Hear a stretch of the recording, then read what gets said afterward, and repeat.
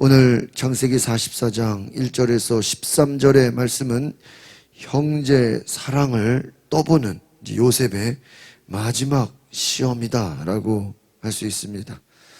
오늘 44장에 우리 형제들을 시험하는 요셉을 보면 이제 유다의 항변 뒤에 보게 됩니다. 요셉이 형제들을 이제 마지막으로 한 번 더 시험하는 이야기다라고 할 수 있습니다.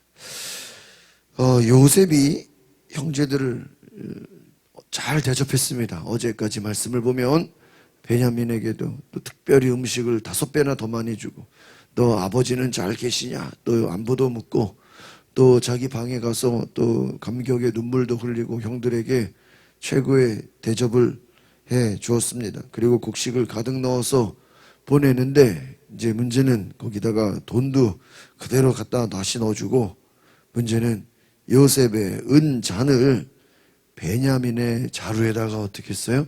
넣어줬다 하는 거예요. 이걸 말을 안 했겠지요. 왜? 시험하려고 하는 것입니다. 베냐민에게 어려움이 닥쳤을 때 형들이 어떤 태도를 보일까 하고 아마 요셉은 궁금했을 거예요. 요셉의 제일 관심은 형들이 자기를 미워하고 또 팔아버리고 죽이려고 했었고 그랬던 것을 잘 알기 때문에 과연 베냐민에게는 어떻게 했을까? 과연 베냐민에게도 똑같이 정말 미워하고 죽이려고 하고 그렇게 했을까 하는 것이 아마 요셉의 관심이 있지 않겠나. 또한 그 형들의 모습 가운데 베냐민을 같이 돌려보낼 때 저 형들이 과연 베냐민을 잘해줄 것인가에 대한 걱정이 있었을 것이 아닌가 생각을 해보게 됩니다. 그래서 요셉은 참 어떤 지혜라고 할까요? 테스트를 통해서 베냐민을 향한 이번에는 형들의 마음을 알기 위한 것이라고 할 수 있겠죠. 시험에 어떻게 반응하는지에 따라서 이들의 또 인생이 달라지는 것입니다. 이제 우리가 결론을 먼저 얘기하면 이 시험을 통해서 가장 인정을 받은 사람이 누구죠? 유다예요. 유다. 우리가 이제 이번 주에 보게 될 텐데, 그러면 결국 이 유다를 통해서 하나님은 예수 그리스도의 족보가 유다가 되게 하시죠. 근데 유다가 또 앞에서 어떤 사람이죠, 여러분? 요셉을 그 상인들에게 팔아 넘기자고 제안한 사람이 또 유다예요. 그러니까 이 형제들 중에서 요셉 팔자고, 돈 받고 팔자고 한 사람이 유다입니다. 그러니까 그 당시에 요셉을 팔려고 하는, 죽이려고 할 때 저거 팔아버리자고 했던 사람이 유다고, 또 형제들을 위해서 베냐민을 돌아오게 하지 못하면 내가 죗값을 물겠다고 아버지에게 담대하게 얘기했던 것이 또 유다고, 나중에 베냐민이 어려움을 겪을 때 차라리 베냐민은 돌려보내고 나를 잡아달라고 하는 또 결백을 주장하는 것이 또 유다인 것이죠. 그러니까 이 시험을 통해서 정말 말도 안 되는 시험이고 또 위기이고 어려움이고 고난이지만 이 시험을 통해서 결국은 누가 인정받는다고요? 유다가 인정받는 계기가 돼요. 그럼 여러분, 우리가 인생에 많은 시험이 있고 어려움이 있고 고난이 다가오지만 그냥 그 고난과 시험을 지나가는 사람도 있지만 오히려 그 고난과 시험을 통해서 하나님 앞에 뭐 받는 사람이 있어요? 인정받는 사람이 있다는 거예요. 할렐루야. 네? 여러분, 코로나 때 다 어렵다고 하지만 오히려 그 코로나 때 그 시기를 견딤으로 하나님 앞에 인정받는 사람들이 있었을 거예요. 또 여러분의 삶에 위기와 어려움과 고난이 왔지만 그 위기와 고난이 오히려 하나님 앞에 인정받는 계기가 됐을 수도 있다는 것이, 여러분, 이것이 얼마나 놀라운 은혜입니까? 우리가 알 수 없지만 우리의 인생에 다가오는 많은 시험과 고난이 저 여러분의 삶에 하나님께 인정받는 오히려 그러한 기회가 될 수 있기를 바랍니다. 여러분, 고난의 위기를 영적인 축복의 기회로 삼으시기를 축복합니다. 요셉은 형들의 자루의 곡식뿐만 아니라 그들이 가져온 돈을 또 다시 넣어줬어요.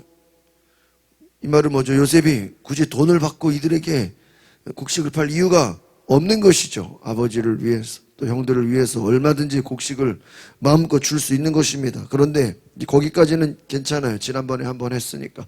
그리고 또 그 이유를 관리가 설명했어요. 이것은 하나님이 당신에게 주시는 선물입니다. 주인이 주시는 선물입니다라고 얘기했죠. 근데 문제는 무엇입니까? 베냐민의 자루에 은잔을 넣게 했다는 거예요. 그리고 그냥 보낸 게 아니라 지난번하고 또 달라요. 그 시험이 달라요. 지난번에는 자기들이 그 돈이 들어있는 걸 발견했는데 이번에는 어떻게 했습니까? 쫓아가게 해요. 청지기를 보냈어. 너희가 어찌하여 선을 악으로 갚느냐? 너희가 이같이 하니 악하도다. 요셉이 그 말할 내용까지 다 알려줍니다. 그리고 전날 화기애애했던 그러한 만찬이 완전히 이제 다른 분위기가 됩니다. 베냐민을 보고서 정말 그 감격스러운 눈물과 정말 감동 있는 그런 식사 교제의 자리를 가졌는데 이제 이들을 보내면서는 놀라운 시험이 닥치게 되는 것입니다. 어떻게 보면 형제들이 자기를 팔았던 그 노예로 팔았던 것을 생각해 본다면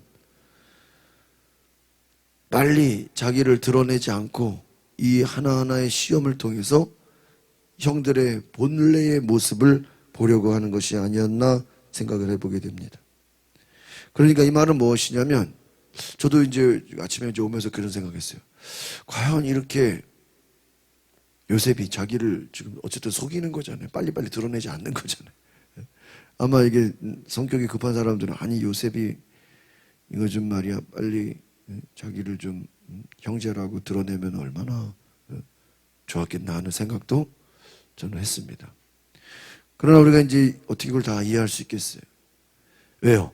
이 형들이 굉장히 나쁜 형들이잖아요. 요셉을 팔고 요셉을 죽이려고 그러고 그러면 요셉이 시험을 통해서 현재 이들의 본래의 모습을 알고자 하는 것입니다.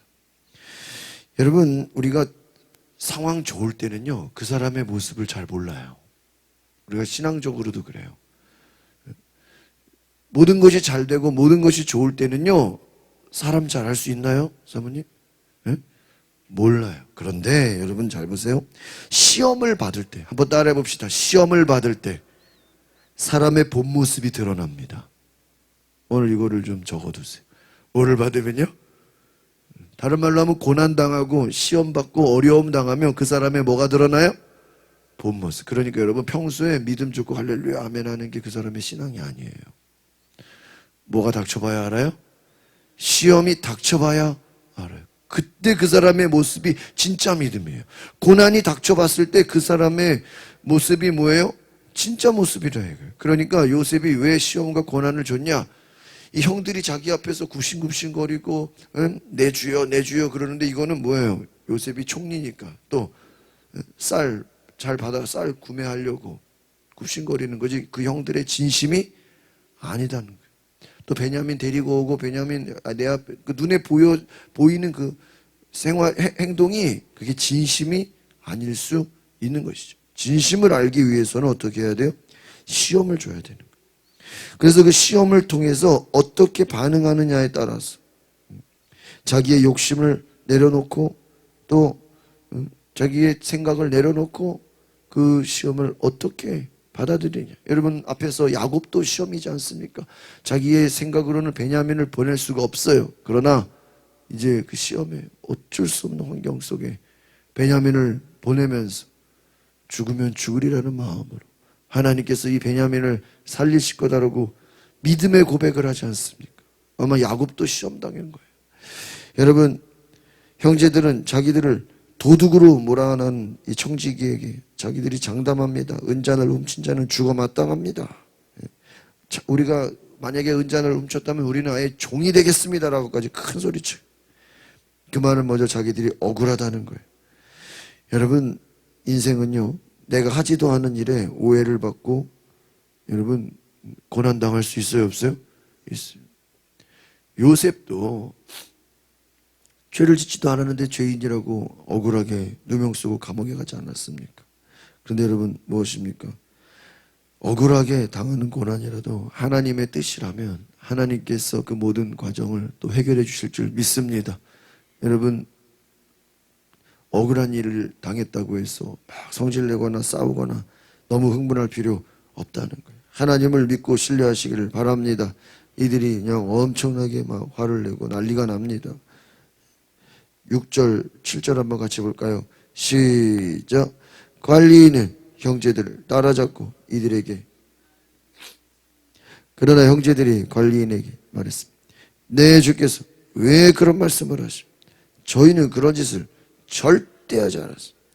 저희가 저희 자루의 입구에서 발견한 돈도 가나안 땅에 다시 갖다 드렸어요. 그런데 저희가 어떻게 관리인네 주인집에서 은이나 금을 훔쳤겠습니까? 만약 주의 종들 가운데 어느 누가 그것을 갖고 있다는 것이 밝혀지면 그는 죽어 마땅할 것입니다. 그리고 저희도 내 주의 뭐예요? 종이 될 것입니다. 결백을 주장하는 것입니다.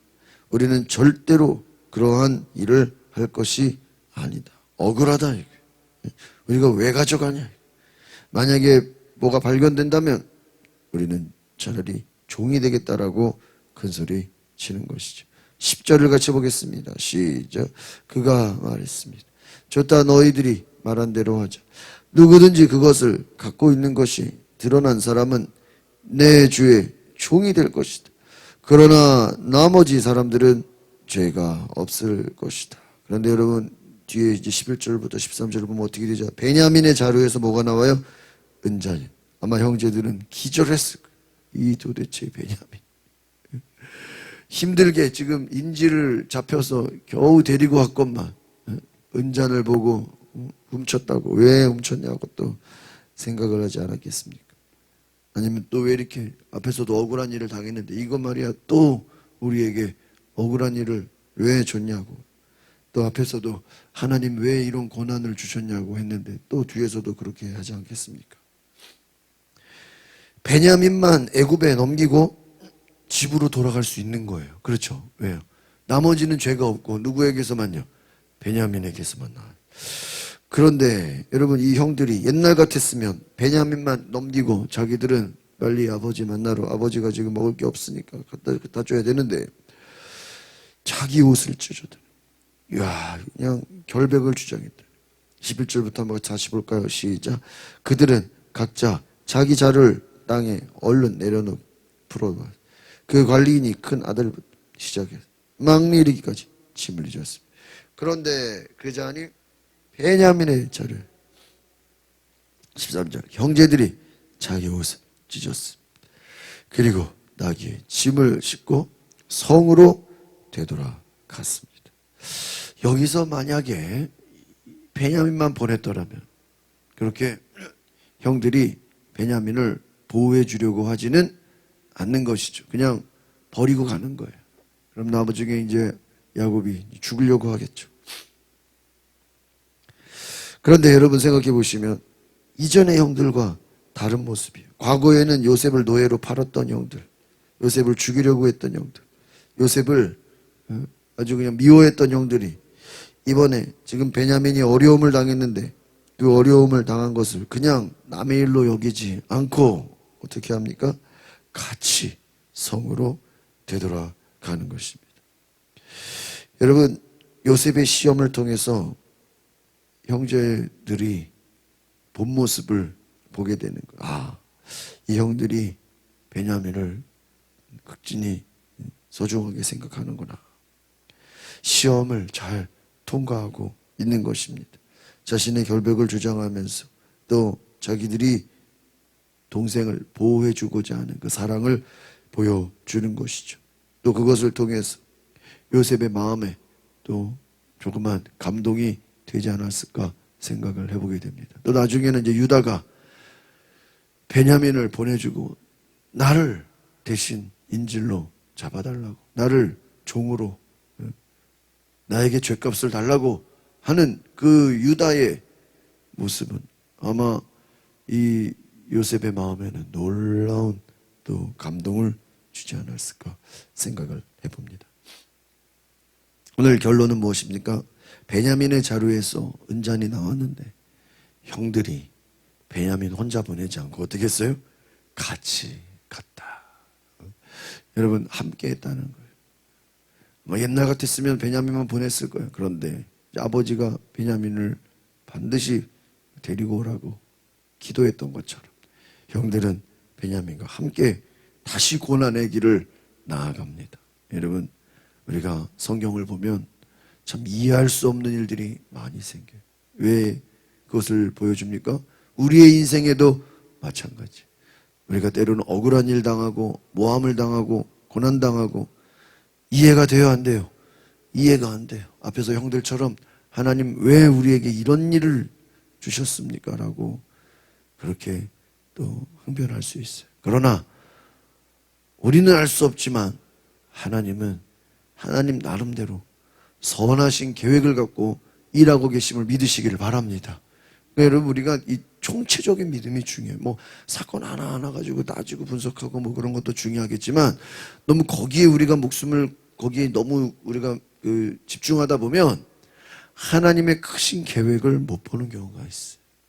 여러분, 사건 하나하나에 우리가 의미를 갖는 것도 중요하지만 하나님은 큰 선하신 계획, 이 요셉을 통해서 형들을 회복시키시고 또 요셉을 통해서 또 아버지를 또 회복시키시고 다 불러서 정말 구원해내는 그러한 하나님의 크신 구원의 놀라운 계획이 있음을 믿으시기를 바랍니다.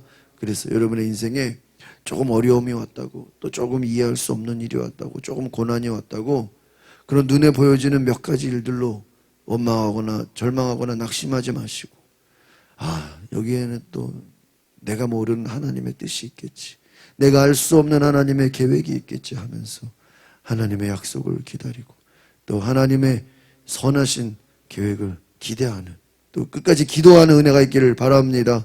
기도하겠습니다. 거룩하신 하나님, 우리는 알 수 없습니다.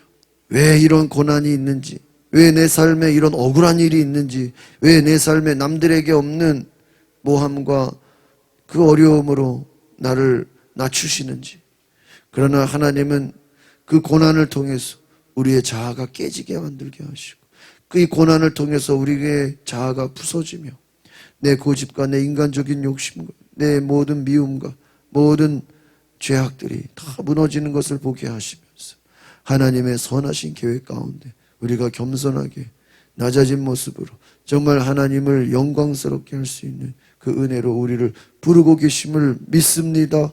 주여, 우리에게 알 수 없는 일이 다가오셨을 때, 우리가 이해할 수 없는 고난이 왔을 때 그것에 대해서도 하나님의 뜻을 바라보며 하나님의 선하신 계획 아래서 내가 살고 있음을 감사히 여기는 그 믿음을 주시옵소서. 한 주 동안도 하나님이 나와 함께 하시고 나를 붙잡아 주시고 나와 동행하시고 나를 인도하시는 하나님의 계획과 섭리 아래서 믿음으로 감사함으로 살아가게 하옵소서. 예수 그리스도의 이름으로 기도하옵나이다. 아멘. 어린 시간에 다 같이 기도